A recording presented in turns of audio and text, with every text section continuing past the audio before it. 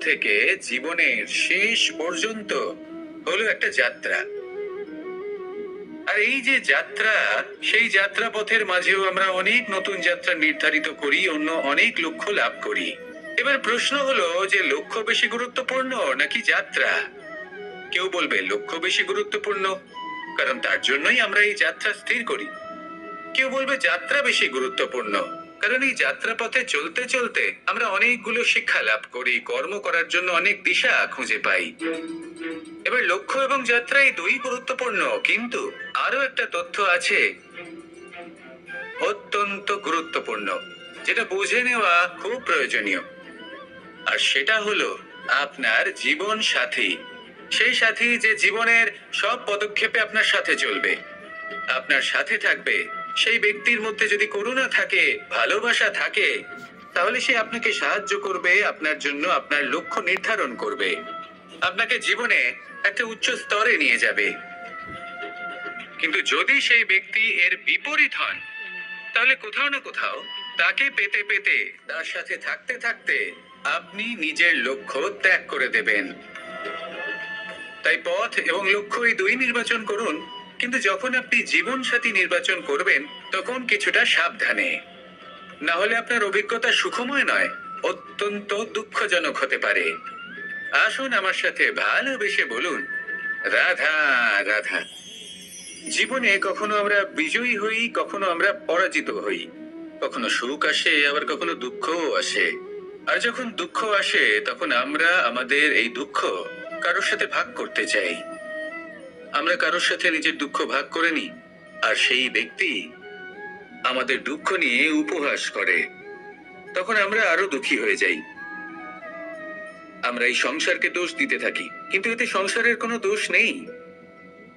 ভুল আপনার যে আপনি কোনো কুপাত্রকে নির্বাচন করেছেন দুঃখ ভাগ করার জন্য।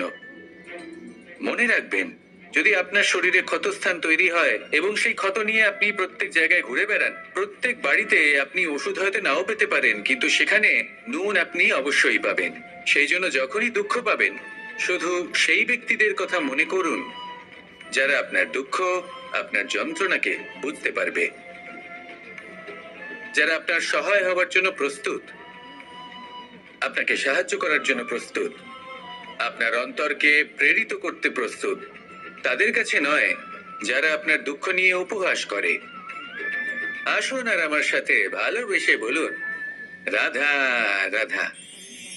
প্রত্যেক মানুষ সাফল্যের শিখরে পৌঁছতে চান, প্রত্যেকেই তার জন্য চেষ্টা করেন, প্রত্যেকেই এটা চান যে নিজের নিজের ক্ষেত্রে আমি সর্বোচ্চ শিখরে পৌঁছবো। এবার সবসময় আমাদের প্রতিভা পূর্ণরূপে আমাদের সহায়ক হতে পারে না। কখনো কখনো আমরা সেই কাজ একা করতে পারি না, কখনো কখনো আমাদের সাহায্যের প্রয়োজন পড়ে। আর ঠিক এমন সময় বেশিরভাগ মানুষ ভুল করে ফেলেন। আর ভুল হলো এটাই যে কিছু ব্যক্তি এতটাই তাড়াতাড়ি সাফল্যের শিখরে পৌঁছতে চান যে কারোর হাত ধরে পরবর্তী সিঁড়িতে ওঠার বদলে তিনি কারোর পা ধরে উপরে যাওয়াটাই শ্রেয় বলে মনে করেন। এবার সাফল্য দুজনেই লাভ করেন, কিন্তু কাহিনীর এখানে সূত্রপাত ঘটে। যে ব্যক্তি কারোর হাত ধরে উপরে পৌঁছন, সে অন্যের জন্য নিজের হাতটা বাড়িয়ে দেন, তাকে সাহায্য করেন, তাকে প্রেরণা প্রদান করেন। নতুন সম্পর্ক তৈরি হয়, বন্ধুত্বের বৃদ্ধি ঘটে, এবং এই শ্রেষ্ঠ সম্পর্কগুলির সাথে উনি শ্রেষ্ঠ জীবন যাপন করেন। অন্যদিকে সেই ব্যক্তি যে কারোর পা ধরে সাফল্য অর্জন করেছিলেন, সেই ব্যক্তি শুধু একজন দাস হয়ে থেকে যান, শুধু তাকে দেওয়া সমস্ত আদেশ পালন করেন তিনি। তার নিজের কোনো ব্যক্তিত্ব গড়ে ওঠে না। সেই জন্য আপনি যখনই সাফল্যের পথে অগ্রসর হচ্ছেন, তখন পথ নির্বাচন সঠিকভাবে করুন, কারণ সাফল্যের ঊর্ধ্বেও একটি অন্য জীবন আছে। আসুন আমার সাথে ভালোবেসে বলুন, রাধা রাধা। সকলের মন আনন্দে ভরিয়ে তোলে কোকিলের মধুর স্বর, কিন্তু এই মধুর স্বর আমরা বর্ষাকালে শুনতে পাই না কেন? তার কারণ কিন্তু এটা নয় যে বর্ষাকালে কোকিল অসুস্থ থাকে, তা নয়। কোকিল সিদ্ধান্ত নেয় নীরব থাকার, কিন্তু এই সিদ্ধান্ত কেন নেয়? তার কারণ হলো ব্যাঙ। বর্ষার ঋতুতে অনেক ছোট ছোট স্থানে জল জমে, আর সেই কারণে অনেক ব্যাঙের জন্ম হয়। এবার ওই ব্যাঙগুলোর ধ্বনি এতটাই প্রবল হয় যে তাদের মাঝে এই কোকিল যতই মধুর সুরে ডাকুক না কেন, তার স্বর আমাদের কানে পৌঁছবে না। সেই জন্য ও সিদ্ধান্ত নেয় চুপ থাকার। আর এটাই হলো আমাদের জীবনের শিক্ষণীয় বিষয়। আপনি যদি এমন কোথাও থাকেন যেখানে আপনার আশেপাশে মূর্খ মানুষ আছেন, তাহলে সেখানে চুপ করে থাকাই হলো সব থেকে শ্রেষ্ঠ সিদ্ধান্ত। কারণ ওই মূর্খদের চিৎকারের সামনে কেউ আপনার জ্ঞানের কথা বুঝতেই পারবে না। সেই জন্য সেখানে চুপ করে থাকুন। পরবর্তীতে গিয়ে যেমন এই ব্যাঙের ডাক, এটা শান্ত হবে আর তারপর থেমে যাবে, ঠিক তেমন মূর্খদের সময় একটা নির্দিষ্ট কালের পর গত হয়। আর তারপরে আসে বিবেকবানদের সময়, আপনার সময়। শুধু ধৈর্য ধরুন। আসুন আর আমার সাথে ভালোবেসে বলুন, রাধা রাধা। মস্তিষ্কের মেধা প্রত্যেক মানুষের কাছেই আছে। এর বর্গীকরণ করা সম্ভব তিনটি স্তরে: নিম্ন, মধ্য এবং উচ্চ। এবার সেই ব্যক্তি যার মস্তিষ্ক মেধা নিম্ন স্তরের, তিনি কোন বিষয়ে কথা বলেন, কোন বিষয়ে আলোচনা করেন, কি কি সেই বিষয় যা নিয়ে এনারা ভাবেন? লেনদেন, লাভ ক্ষতি, সম্পর্ক ভাঙা গড়া, জীবনের এই ছোট ছোট বিষয়গুলি। এর ঊর্ধ্বে এনাদের কথা এবং ভাবনা যাই না। এবার যে ব্যক্তি এমন হন যার মস্তিষ্ক মেধা মধ্য স্তরের, সেই ব্যক্তি কি করেন, কোন বিষয়ে কথা বলেন? জীবনের ঘটনাগুলির বিষয়ে কথা বলেন। কি হয়েছিল, কিভাবে হয়েছিল, কিভাবে সেটা আরো বেশি শ্রেষ্ঠ করে তোলা সম্ভব। আর সেই ব্যক্তি যাদের মস্তিষ্ক মেধা উচ্চ স্তরে থাকে, তারা কি নিয়ে ভাবেন, তারা কি নিয়ে আলোচনা করতে থাকেন? তিনি ভাবেন যে কিভাবে নিজের চিন্তা ভাবনা আরো বেশি শ্রেষ্ঠ করে তোলা সম্ভব। তিনি ভাবেন যে কিভাবে আমরা নিজেদের অপগুণগুলিকে দূর করে দিতে পারি, কারণ সেটা করতে পারলে জীবন আপনা থেকেই শ্রেষ্ঠ হয়ে উঠবে। মস্তিষ্ক মেধা আমাদের সবার কাছে আছে। এবার আমাদের এটা বেছে নিতে হবে যে কোন স্তরটা আমরা আপন করতে চাই। যদি আজকের এই মুহূর্তে আপনি নিম্ন স্তরেও থাকেন, তাহলে তা মেনে নিন, চিন্তার কোনো বিষয় নেই। এখনো চাইলে আপনি উচ্চ স্তরে পৌঁছতেই পারেন। সেটাই বেছে নিন, জীবন শ্রেষ্ঠ করে তুলুন, আর আমার সাথে ভালোবেসে বলুন, রাধা রাধা। অত্যন্ত শ্রেষ্ঠ একটা কথা আছে, যদি একটা দরজা বন্ধ হয় তাহলে ঈশ্বর নিজে আমাদের জন্য আরেকটা দরজা খুলে দেন। কিন্তু কিছু মানুষ আছেন যারা এটা ভাবেন যে আমার সাথে তো এরকম হলোই না, আমাদের জন্য তো কোনো নতুন দরজা খুললো না, কোনো নতুন পথ আমরা খুঁজে পেলাম না। সেই বিষয়ে আমরা চিন্তা করি, দুঃখ পাই যে এরকম কেন হলো। কখনো কখনো নতুন দরজা উন্মুক্ত হয়, কিন্তু পুরনো যে বন্ধ দরজা আছে তার সামনেই আমরা দুঃখী হয়ে বসে থাকি। আর এমন ভাবে বসে থাকি যে নতুন দরজার দিকে আমাদের চোখই যায় না। কখনো কখনো ঈশ্বর জেনে শুনেই আমাদের জন্য নতুন দরজা, নতুন পথ উন্মুক্ত করেন না, কারণ তিনি চান যে আমরা যেন পরিশ্রম করি, কর্ম করি, নিজেকে আরো বেশি শ্রেষ্ঠ করে তুলি, সক্ষম হই, আর নিজের পথ আমরা নিজেই খুঁজে নিই। কখনো কখনো এমনও হয় যে ঈশ্বর চান যে আমরা যেন সেই পথে চলতে শুরু করে দিই। ভবিষ্যতে গিয়ে ঈশ্বর আমাদের সবকিছুই প্রদান করেন। মনে রাখবেন, যে ব্যক্তি নিজের বাড়িতে এসে নিজের দুঃখ নিয়ে বিলাপ করতে থাকেন, সুখ তার দরজায় পৌঁছে গিয়েও বন্ধ দরজা দেখে ফিরে চলে যায়। তাই দুঃখ আমাদের সকলের জীবনে আছে, কিন্তু সেই দুঃখকে আঁকড়ে ধরে বসে থাকবেন না, তাহলে আপনি আসন্ন সুখও ভোগ করতে পারবেন না। আসুন আমার সাথে ভালোবেসে বলুন, রাধা রাধা। এই সংসারের প্রত্যেক মানুষ কোনো না কোনো স্থানে অবশ্যই যান, অনেক অনেক স্থানে তাদের যেতে হয়। এবার এমন কিছু মানুষ আছেন যারা সেই স্থানে হয়তো কখনোই যাননি। উদাহরণ হিসেবে বলবো, কিছু মানুষ আছেন যারা মন্দিরে যান, চিকিৎসালয়ে যান, কিছু মানুষ কারোর কারোর বিবাহ উৎসবে যান, আবার কিছু মানুষ আছেন যারা নাস্তিক হন এবং কখনোই মন্দিরে যান না। কিছু মানুষ অসুস্থ হন না, তাই চিকিৎসালয়ে যেতে হয় না। এমনও কিছু মানুষ থাকেন যারা সামাজিক উৎসব থেকে দূরে থাকাটাই পছন্দ করেন। যে কোনো মানুষ হোক, যা কিছুই তার চয়ন হোক না কেন, প্রত্যেক মানুষকে একটি স্থানে অবশ্যই যেতে হয়। এমন একটি স্থান আছে, সেই স্থানের নাম হলো মৃত্যুদ্বার। এবার এটা আবশ্যক নয় যে ঠিক মৃত্যুর পরেই আপনি মৃত্যুদ্বারে পৌঁছে যাবেন। এমন অনেক মানুষ আছেন যারা মৃত্যুর পূর্বেই মৃত্যুদ্বারে পৌঁছে ফিরে এসেছেন, আর তারা অনুভব করেছেন যে এই সংসারের সময় চক্রের সম্মুখে তাদের অস্তিত্ব কতটা ক্ষীণ। ওনারা এই কথা বুঝে গেছেন। বড় বড় জ্ঞানী মহান ব্যক্তি ছিলেন, তারা এসেছেন, কর্ম করেছেন, এবং শেষে তারাও মৃত্যুদ্বারে প্রবেশ করেছেন। অবশেষে তারাও পঞ্চমহাভূতের সাথে মিলিত হয়েছেন। তাহলে আপনার কিসের এত অহংকার? এই জীবনে কেউ অমর নন। জীবনে কতদিন আমরা বাঁচবো এটাও আমরা জানি না। তাই এই জীবন যাপন করুন। এই জীবনের প্রত্যেক মুহূর্ত এমন ভাবে যাপন করুন, এই কথা মাথায় রেখে যে যে কোনো মুহূর্তে আমাদের মৃত্যুদ্বারে প্রবেশ করতে হতে পারে, তাই না? আসুন আর আমার সাথে ভালোবেসে বলুন, রাধা রাধা। কথা মানুষের পাওয়া সবচেয়ে অদ্ভুত উপহার। এই কথাই মানুষকে এই সংসারের সমস্ত প্রাণীর থেকে ভিন্ন করে তোলে, সংসারের সবচেয়ে উপরে নিয়ে যায়। এই কথার কারণেই আমরা একে অপরের সাথে ভাব আদান প্রদান করি।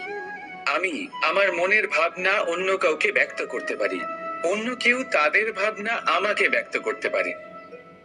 এই কথাই আমাদের সবচেয়ে বড় ঢাল।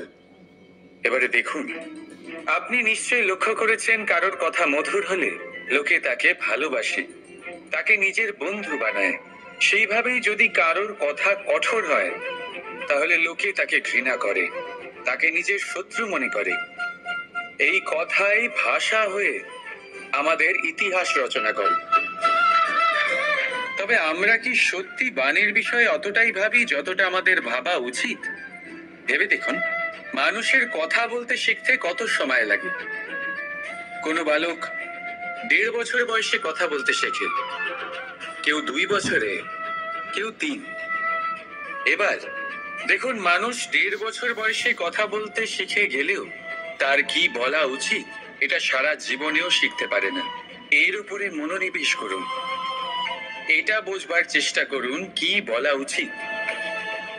নিজের কথা শুদ্ধ করুন, নিজের কথা মধুর করুন, আর সেই মধুরতার সাথে আমার সঙ্গে বলুন, রাধা রাধা। সময়, কথায় বলে সময়ের পূর্বে কিছুই হয় না। প্রতিটা ঘটনার একটা সময় থাকে। সময়ের আগে না সূর্যোদয় হয় আর না সূর্যাস্ত হয়। সময়ের পূর্বে গাছে না ফুল ফোটে না ফল ধরে। কিন্তু একটা কথা ভেবে দেখুন, যদি বর্ষা আসার আগে কৃষক ভূমিকে না প্রস্তুত করে, বীজ রোপণ না করে, তাহলে কি ফসল ফলবে?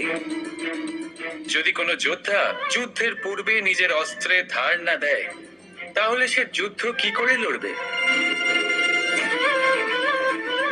এর মানে এটাই হলো যে সময় আপনার যখন আসার তখন অবশ্যই আসবে, কিন্তু ততক্ষণ এটাও গুরুত্বপূর্ণ যে আপনি নিজেকে তার জন্য তৈরি রাখুন।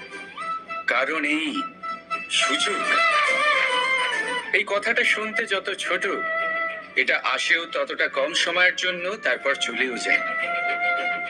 এবার যদি সুযোগ আপনার হাতে আসে আর আপনি তার জন্য তৈরি না থাকেন, তাহলে আপনি সাফল্য কি করে পাবেন? তাই আপনি সঠিক সময়ের জন্য অপেক্ষা করুন, সেই সুযোগের জন্য অপেক্ষা করুন, কিন্তু ততক্ষণ নিজের চেষ্টার দ্বারা নিজেকে আরো সক্ষম করে তুলুন। কারণ সাফল্য আপনার জন্য অপেক্ষা করছে, শুধু আপনি তার জন্য তৈরি থাকুন। রাধা রাধা।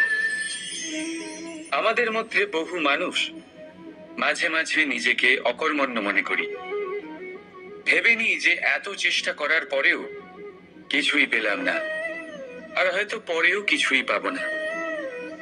আর সেই জন্য নিজের জীবনের সমস্ত বোঝা অন্য কারোর কাঁধে চাপিয়ে দিই।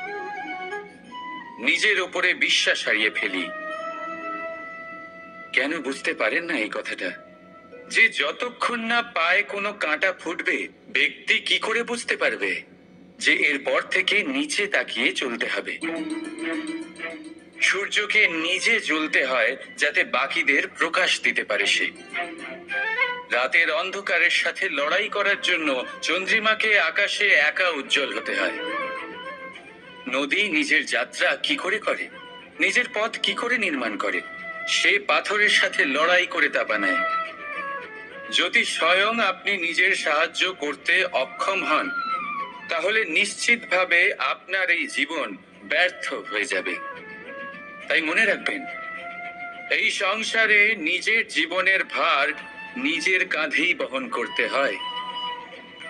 অন্যের কাঁধের ওপর শুধুমাত্র পরলোক যাত্রা হয়। সেই জন্য এই সংসারে জীবিত সেই যে আত্মনির্ভর।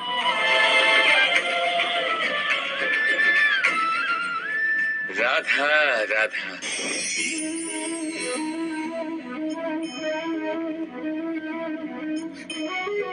এই জল দেখতে পাচ্ছেন আপনি? এটা খোলা জল, এতে ময়লা মিশে আছে। কিন্তু যদি আপনি এটা কিছুক্ষণ এমনি ফেলে রাখেন, তাহলে দেখবেন এই ময়লা আপনা থেকেই নিচে থিতিয়ে পড়বে। কিন্তু এই পাত্রটা নাড়াতে থাকলে এমনটা হবে না। শান্ত ছেড়ে দেবেন, তবেই এই ময়লা নিজেই নিচে চলে যাবে। ঠিক সেইভাবেই যখন আমাদের জীবনে কোনো সমস্যা আসে, কোনো অশান্তির সৃষ্টি হয়, তখন উত্তেজিত হয়ে পড়লে, নিজের সংযম হারিয়ে ফেললে আমরা এর সমাধান পাবো না। শান্ত থাকলে তখনই সমস্যার সমাধান পাবো। তাই মনে রাখবেন, ধৈর্য আর সংযম দ্বারা শান্ত মনে বিচার করলে যত বড়ই সমস্যা হোক না কেন, তার সমাধান আপনি অবশ্যই পাবেন।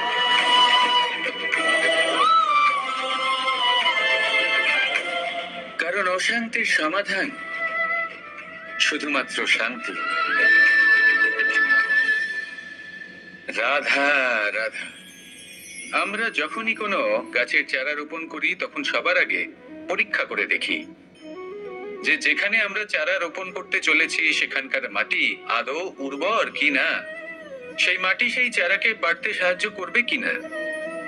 যখন একটা চারা রোপণের আগে আমরা এত কিছু ভাবতে পারি, তাহলে কাউকে বিশ্বাস করার আগে আমরা কেন ভাবি না? জীবনে কখনো এই বিশ্বাসরূপী চারা কোথাও রোপণ করার আগে বোঝার চেষ্টা করুন যে যার উপর আপনি বিশ্বাস করতে চলেছেন সে কি আদৌ আপনার বিশ্বাসের যোগ্য কি না। ভেবে দেখুন সেই ব্যক্তি ভবিষ্যতে গিয়ে আপনার বিশ্বাস ভাঙতে পারে কিনা। এটাও ভেবে দেখুন যে যাকে আপনি বিশ্বাস করতে চলেছেন তাকে আপনি বিশ্বাস করলে নিজের জীবনের উদ্দেশ্যে আপনি অগ্রসর হতে পারবেন কিনা। আর তার জন্য প্রয়োজন সঠিক সিদ্ধান্ত, পরখ করা, কোনটা উচিত কোনটা অনুচিত সেটা বোঝা। আর তাতে তাতে কিন্তু আপনি সন্দেহবাতিক হবেন না, তাতে আপনি আরো নিপুণ হয়ে উঠবেন। তাই যদি আপনি নিপুণ হয়ে উঠতে চান, তাহলে বোঝার চেষ্টা করুন, পরখ করে দেখুন, কোনটা উচিত কোনটা অনুচিত বুঝুন। আর বিশ্বাস তখনই করুন যখন আপনি 100% নিশ্চিত হবেন যে সে বিশ্বাসের যোগ্য। আসুন আমার সাথে ভালোবেসে বলুন, রাধা রাধা। আজ আপনাকে একটা গল্প শোনাচ্ছি। একদিন এক ব্যক্তি নিজের দ্বারে লিখে দিলেন, আজ আমি ভীষণ দুঃখী, আজ আমার সাথে কেউ দেখা করতে আসবেন না। কিছুক্ষণ পরে তার এক বন্ধু এলো, সে সেই লেখা পড়ল, তাও গিয়ে তার সাথে দেখা করল। সে বলল, আমি লেখাপড়া জানি না, কিন্তু আমার বন্ধুর মনের এই বেদনা, এটা আমাকে সবসময় ডাক দেয়। এরাই হলো আসল বন্ধু। কোনো কারণে আপনি যদি দুঃখ পান, কোনো সমস্যার সমাধান না বের করতে পারেন, এই সংসার থেকে আলাদা হয়ে যেতে চান, তাও এই বন্ধু আপনার সাথেই থাকবে। সমস্যার সমাধান না দিতে পারলেও আপনার সম্বল হয়ে অবশ্যই থাকবে। হয়তো আপনার দুঃখ কম করতে পারবে না, কিন্তু আশার আলো অবশ্যই দেখাবে। যখন আপনি সংসারের থেকে আলাদা হয়ে যান তখনও আপনার সাথে যুক্ত থাকে আপনার এই বন্ধু, আসল বন্ধু। এবারে আমরা মানুষেরা বড়ই বিচিত্র। তারা সব সময় যে কোনো জিনিসের মাহাত্ম্য দুবার বুঝতে পারে। এক, তা পাওয়ার আগে। দুই, তা হারাবার পরে। এবারে ঠিক এরকমই আমাদের বন্ধুরাও হয়। যদি আজ আপনার বন্ধুরা আপনার সাথে থাকে, তাদের প্রতি কৃতজ্ঞ থাকুন, তাদের প্রসন্ন রাখুন, তাদের মাহাত্ম্য বুঝুন। কারণ একবার আপনি এদের হারালে অনুতাপ করলেও আর এদের ফেরত পাবেন না। তাই ভালোবাসুন, বন্ধুত্ব বজায় রাখুন, আর আমার সাথে প্রসন্ন হয়ে বলুন, রাধা রাধা। বেশিরভাগ মানুষ কথা বলে থাকেন যে সময় অত্যন্ত বলশালী, সময় হলো খুবই শক্তিশালী। সময়কে চোখে দেখা যায় না, কিন্তু আমাদের সমস্ত কিছু দেখিয়ে দিয়ে যায়। তাই এই সময়কে কিছুটা ভয় পাওয়া প্রয়োজন। চলুন, প্রত্যেকের ভাবনা আলাদা, প্রত্যেকের মানসিকতার পিছনে নিজস্ব অভিজ্ঞতা রয়েছে, তাকে আমি সম্মান করি। আর কোথাও না কোথাও এই কথাটা সত্যি। কিন্তু যে ব্যক্তি নিজের জীবনে বিকাশ ঘটাতে চান, তিনি যতই এই সময়কে ভয় পান না কেন, তাকে এই সময়কে বুঝতে চেষ্টা করতেই হবে। যদি আপনি সাফল্যের পথে অগ্রসর হতে চান, তাহলে এই সময়কে বুঝুন, এর কথা বোঝার চেষ্টা করুন। এটা খুব আবশ্যক। দেখুন, আমরা সবাই জানি সময় আমাদের কাল, একদিন না একদিন সময় আমাদের অবশ্যই গ্রাস করবে। ততদিন এই সময়কে সম্মান করতে শিখুন। এটা কতটা শক্তিশালী সেটা বুঝতে চেষ্টা করুন, আর সময়ের সাথে তালে তাল মিলিয়ে চলতে চেষ্টা করুন। সময় নিজে থেকেই শুভ হয়ে উঠবে। আসুন আমার সাথে ভালোবেসে বলুন, রাধা রাধা। জন্ম এবং মৃত্যু, এই দুই হলো মানুষের জীবনের সব থেকে গুরুত্বপূর্ণ দুই মুহূর্ত। মানুষ যখন জন্ম নেয় তখন তার কাছে এই সংসার জন্মগ্রহণ করে, এবং এই সংসারে যে জ্ঞান আছে, পুণ্য আছে, পাপ আছে, উচিত অনুচিত আছে, সেই সবকিছু সে জানতে পারে। এবার যেই মুহূর্তে তার মৃত্যু হয়, তার কাছে এই সবকিছুরই মৃত্যু হয়ে যায়। এবার মানুষের যখন জন্ম হয়, এই শুভ দিনের প্রসন্নতার কারণে মিষ্টি বিতরণ করা হয়, উপহার বিতরণ করা হয়, সবাই তা গ্রহণ করেন। এবার মানুষ যখন মৃত্যু লাভ করেন, তখনও শ্রাদ্ধের কাজের সময়ও নানান মিষ্টি বিতরণ করা হয়, সবাই সেটাও গ্রহণ করেন। এবার এই মিষ্টি দ্বারা আমরা জীবনে মিষ্টি মুখ করি, কিন্তু আমাদের জীবনের সব থেকে গুরুত্বপূর্ণ এই মুহূর্ত, এই দুই দিনেই আমরা এটা গ্রহণ করতে পারি না। কখন গ্রহণ করতে পারি? যখন উচিত সময় আসে। আর উচিত সময় কখন আসে? জন্মদিন এবং মৃত্যুদিন, এই দুইয়ের মাঝের মুহূর্ত, জীবনকাল। এই জীবনকালেই আপনি মিষ্টি খেতে পারেন, সুস্বাদু ব্যঞ্জন খেতে পারেন, শ্রেষ্ঠ কর্ম করতে পারেন, পুণ্য করতে পারেন, এই সংসারকে প্রেরিত করতে পারেন। তাই এই জীবনকালকে ব্যর্থ হতে দেবেন না। এই সময় অত্যন্ত শ্রেষ্ঠ কর্ম করুন, মহান হয়ে উঠুন, আর আমার সাথে ভালোবেসে বলুন, রাধা রাধা।